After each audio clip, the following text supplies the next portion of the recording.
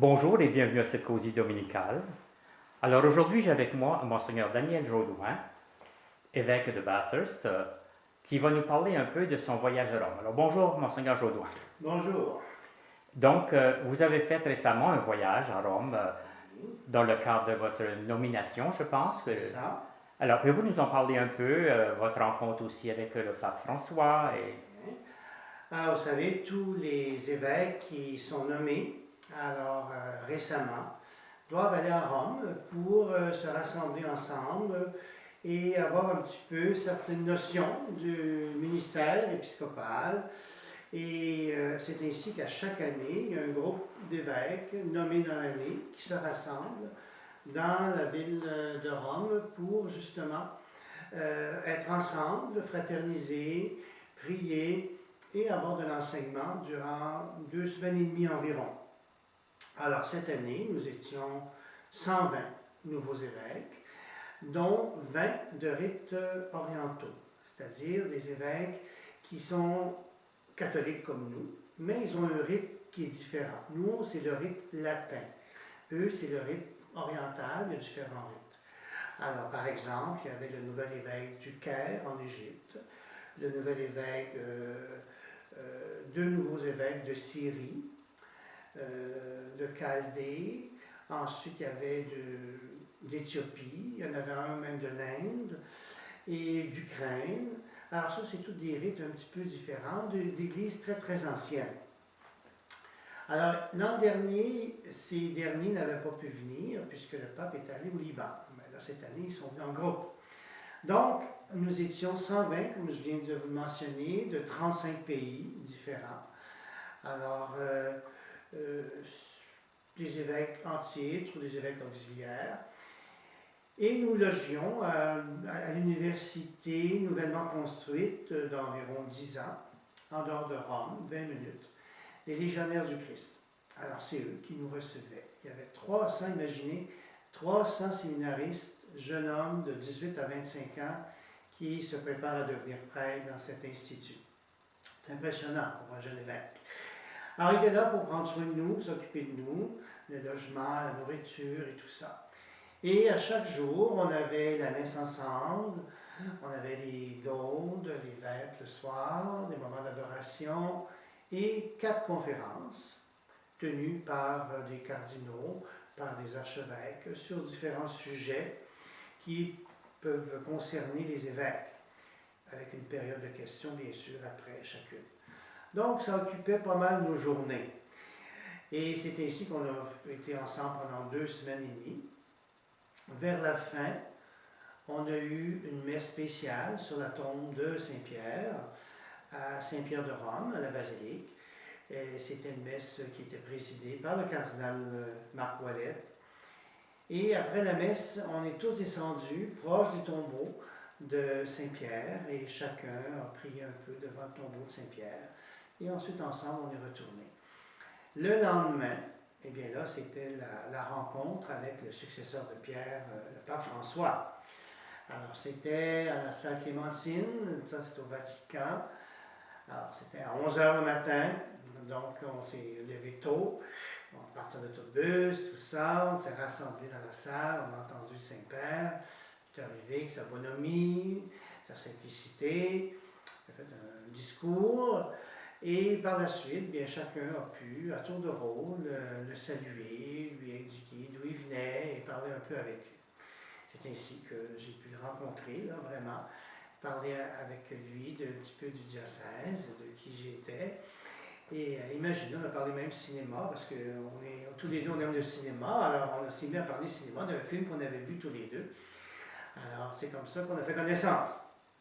Et par la suite, bien, chaque évêque, est retourné dans son diocèse et pour commencer son ministère.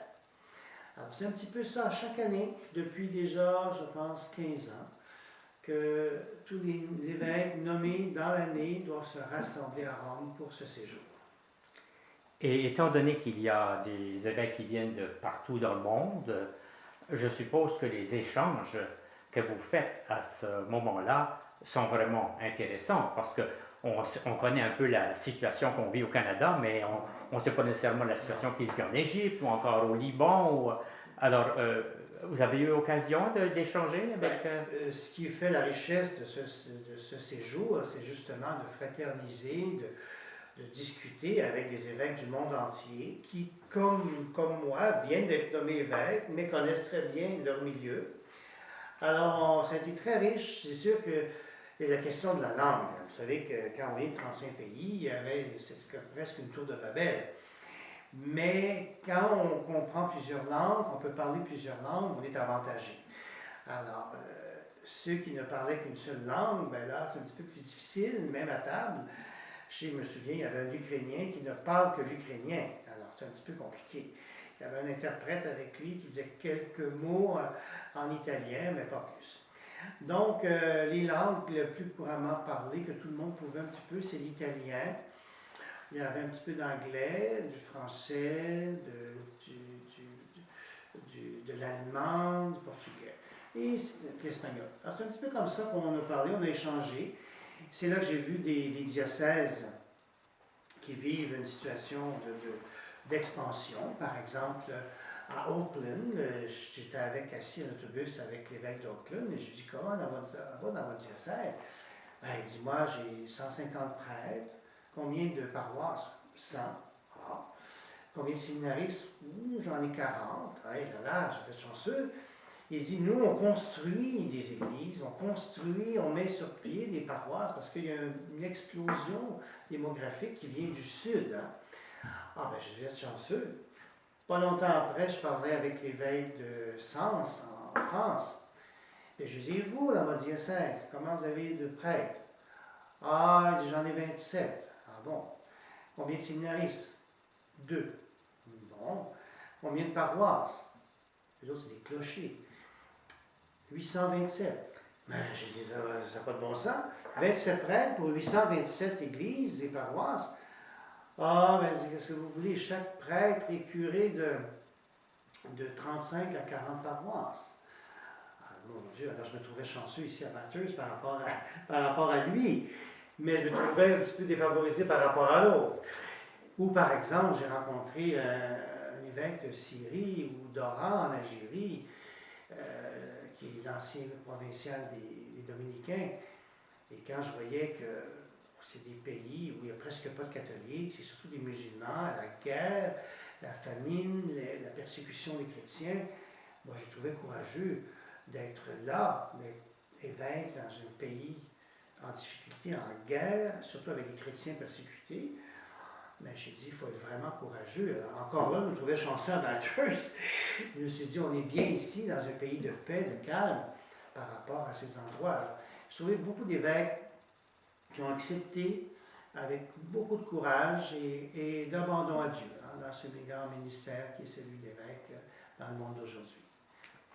Ce qui nous laisse voir que finalement, il faut que l'Esprit soit à l'œuvre dans tout ça parce qu'il y a tellement de divergences d'un endroit à l'autre et pourtant la foi se transmet.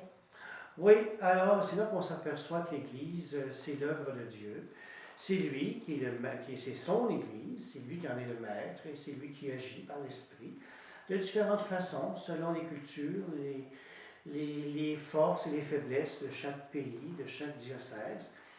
Et ben, l'évêque qui est là, avec son peuple, essaie du mieux qu'il le peut d'évangéliser, de faire connaître l'Évangile, de former communauté, puis d'en vivre.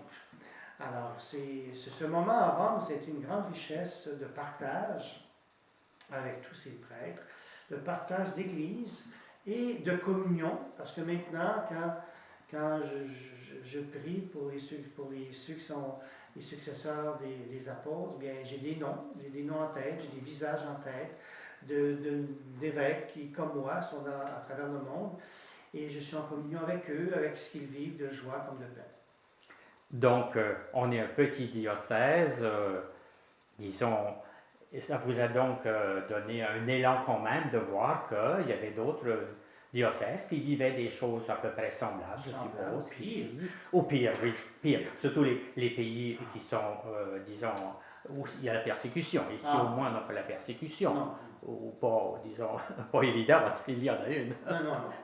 Alors, ça vous a quand même donné un élan par rapport à C'est cette sûr que des vision-là. fois, comme chrétien, on se sent un petit peu persécuté par la laïcité, ce combat contre les symboles, contre ce que nous sommes.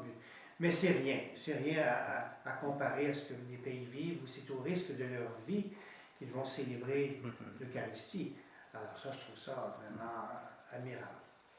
On sait que le pape François s'est adressé aux 120 évêques à un moment donné. On a vu ça sur les, pas nécessairement dans les journaux, mais on a vu ça sur Internet. Qu'est-ce que vous avez retenu de cette intervention du pape François? Bon, le pape François nous a rappelé d'être bien présent dans notre diocèse. Présent surtout aux gens qui sont en périphérie, les plus pauvres, les marginaux, les gens qui ont besoin d'amour, qui ont besoin de tendresse, qui ont besoin de paix intérieure, de ne pas avoir peur d'aller vers eux, de ne pas attendre qu'ils viennent vers nous, parce que des fois ils sont impressionnés, ils ont peur de déranger, ils ne savent pas trop quoi dire. Non, d'aller, de se faire un frère, d'être un frère auprès d'eux, et de témoigner de ce que nous sommes auprès d'eux. Et de ne pas être un évêque d'aéroport, c'est d'être toujours parti ailleurs, d'être vraiment présent dans notre diocèse, de prendre soin de nos prêtres, de prendre soin de nos fidèles, puis d'être des évangélisateurs, d'être des missionnaires dans le monde d'aujourd'hui. Alors c'est un petit peu le message qu'il nous a donné, puis de faire corps. C'est sûr que quand on est nommé, souvent c'est pas notre diocèse, on vient de l'extérieur comme moi, vraiment de l'extérieur. Alors, ça prend un petit peu de temps de s'ajuster, de devenir un membre de la famille. Mais c'est ça qu'il faut devenir, un membre de la famille à l'endroit où le Seigneur nous veut, nous a nommés. Puis je pense qu'avec son aide, puis avec la grâce qui agit dans les diocésains autour de nous et nos prêtres, bon, je pense qu'il n'y a pas de problème là. Alors, Monseigneur Jaudoin, je vous remercie beaucoup pour cet entretien. Ben, ça me fait plaisir et à la prochaine. Et je vous souhaite un bon ministère au milieu des Acadiens. Ben, merci bien.